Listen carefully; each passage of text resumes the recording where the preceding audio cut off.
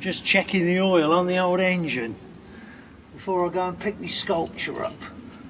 Everybody knows the sound of a Transit 2.5 Di banana engine. I don't make them like this anymore.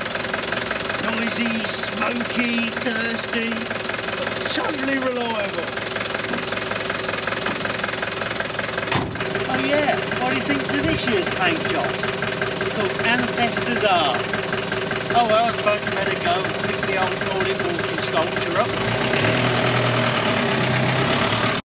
I need to bring it back to the studio so I can paint it for Wellingboro's Wendell Walk. I've owned this van for 11 years now. I wonder how long it'll be before they legislate it off the road. For the past 8 years I've changed the design on it, just completely repainted it. So every year it has a different theme. Last year it was medieval. Where better to take a picture of the finished van than outside a medieval church? This is the only vehicle I've got for towing, so I always use it to move my sculptures. This is last year's St George's Day in Northampton Market Square. I've just loaded up the robot, ready to take to Wellingboro's big festival. So what did you think of Vanquish? I've liked all my designs, but my favourite is Man Cave. With the cave paintings taken from the Lascaux Caves in France. But for some unknown reason, it's not to everybody's taste. Dressing up as a caveman for St George's Day was a right laugh. And this is my favourite picture. The autumn colours match the colour of the van perfectly. 2015 was an amazing year.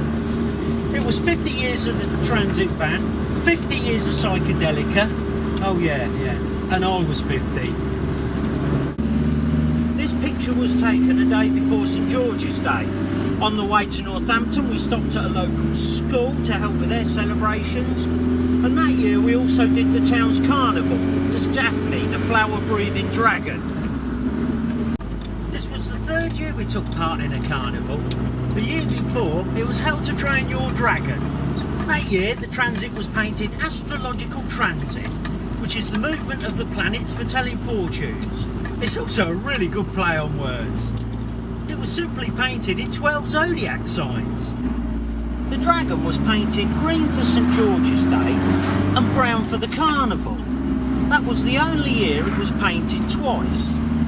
The reason why the van was that god-awful colour was the year before I built a shed on the back for my hillbilly camper for my first ever carnival with the transit.